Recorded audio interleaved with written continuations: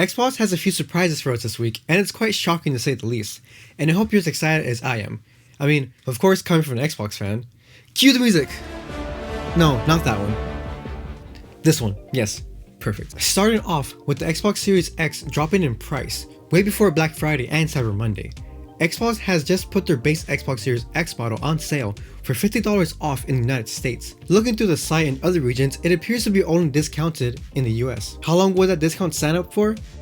Who knows? Weirdly enough, the Robot White digital only Series X is the same price at $449. With Black Friday just around the corner, we'll have to wait and see if any of the other Xbox Series X hardware units are discounted. But hey, you never know, so there's always hope. So if you're still waiting to get an Xbox, then the time is now. Get ready to be blown away by this one. Are you ready to get your mind imploded? A once PlayStation exclusive is now available on Xbox, and well, I guess you can say the holidays came early for Xbox users this year. Death Stranding Director's Cut is now available on Xbox, which is a pretty good game that all people should try out. Better yet, the post-apocalyptic open world game supports Xbox Play Anywhere. What is Xbox Play Anywhere, you may ask? Xbox Play Anywhere titles are the ones where if you buy it digitally for Xbox, you can play it on PC, and vice versa. The good news kept on coming when it was revealed that Kojima Productions fully acquired the rights to Death Stranding franchise, making a sequel on Xbox more likely. While there certainly are differences across both Xbox Series X and S, this is a game that really looks the part on whichever Xbox console you're playing on. Performance is coming across a little smoother on Series X, but the Series S version more than pulls its weight here as well. Given that Death Stranding has its roots in last gen hardware on PS4, this perhaps shouldn't be a massive surprise, but it's nice to see another solid Xbox port nonetheless. Here's a video and the link to it down below if you want to watch a full comparison. It is worth the watch if you like to get a flavor of Kojima's weird and wonderful title on the Xbox Series X and S. However, we must issue a quick warning that you may want to avoid using Quick Resume in Death Stranding on the Xbox, at least for now. There's a major bug happening at the moment that seems to mess up game save, so it's probably worth fully quitting this one when you're done playing, at least until the team issues a fix. Do you hear that? Helldivers on Xbox, please? No? Unlikely. The IP is owned by Sony, so I doubt they will let it spread to Xbox. Given they have a much higher install base, it makes sense for them to keep it exclusive. But oh well, here's the hope. A well-known leaker has said an Xbox handheld will possibly be announced in 2025. The claim suggests that the rumored device might not be part of this next generation of Xbox consoles, but instead expand the current one. Some recent reports suggest that the next Xbox console generation will include a handheld device, but 2025 is likely too early for such a product to be announced or even teased. There was talk about Microsoft potentially entering the portable gaming market that has been circulating online for the better part of 2024. Microsoft Gaming CEO Phil Spencer even personally stoked Xbox handheld rumors back in February by liking some tweets calling for the company to make such a device, and also what he said in this clip right here. Insert clip here! Hypothetically, if Microsoft did an Xbox gaming handheld, PC device, would it be a Steam Deck-like dedicated piece of hardware that I can play offline, or would it be something I would need a Wi-Fi connection to stream things from? No, I think what I'm finding, I'll do it this way. So I like my ROG Ally, my ROG Ally is my Lenovo Legion Go, fantastic, my Steam Deck. I think being able to play games locally is really important.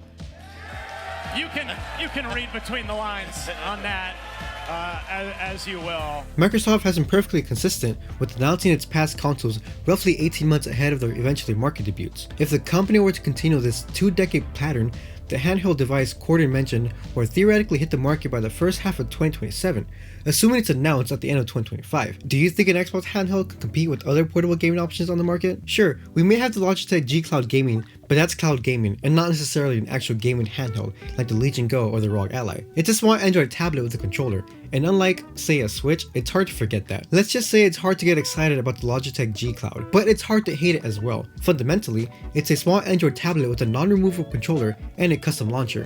You can also run it as a generic tablet. Does anyone still remember Halo 2?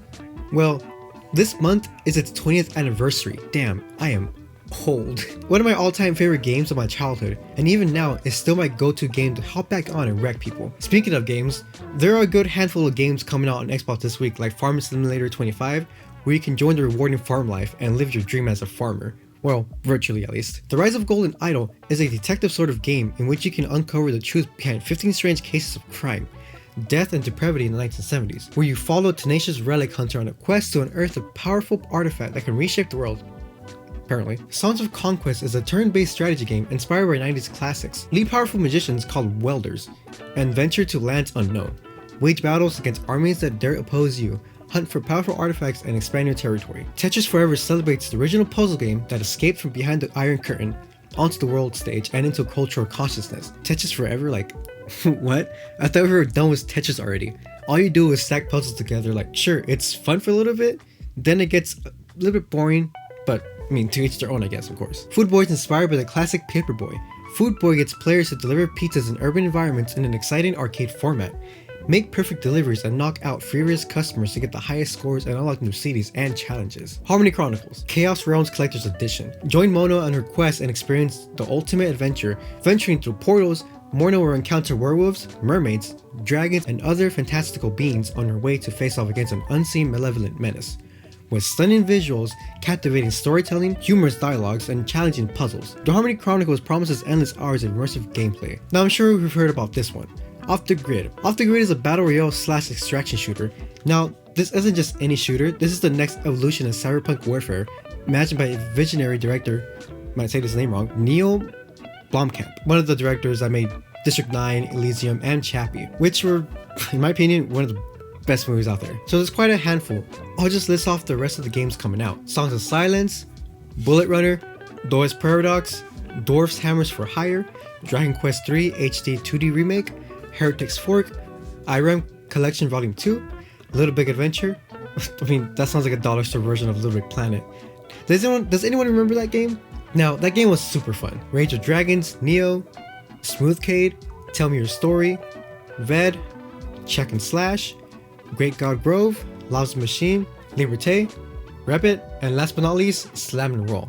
Yeah, these are not AAA games, well, besides Off the Grid, if you consider it one due to its graphics, but they're still games regardless of being AAA, AA, or indie. Are you excited about these news? Will you try out Death Stranding on Xbox? Will you get any of these games? Let me know down in the comments. Thank you for watching, and don't forget to like and subscribe. And turn on notifications. See ya! Bye!